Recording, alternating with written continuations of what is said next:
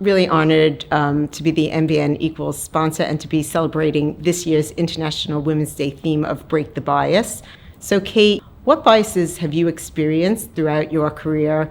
If I go back to my early career, when I first graduated as a young lawyer, and I remember one of the first tasks I got given was to chair a working group looking at some new legislation, and I was the only female and I was chairing it, and there were a bunch of blokes who had been around for a lot longer than me who clearly were not originally or initially enthusiastic about the idea of this young female lawyer kind of chairing this task force. You know, I to this day cannot stand being patronised, and I think a lot of that comes from those experiences in my career where people did things like go, "You're not just a pretty face, are you?" And I go, like, that is the biggest put down. And you're clearly very passionate about gender equity. Why do you think it's important for all of us to focus on it, and what hopes do you have for MBN in this regard? It's one of those issues where there's both sort of ethical and moral and social reasons why you should care about it, but there's also economic reasons why you should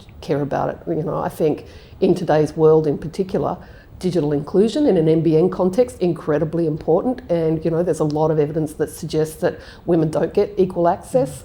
And if we start to think about the future, then what are those unique behaviors you think we all need to display for us to both recognize and address conscious and unconscious biases we experience in the workplace?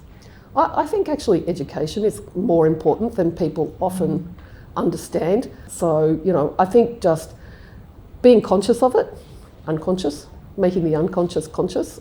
So for my final question, if you could ask one thing of everyone listening to this today, what would that be?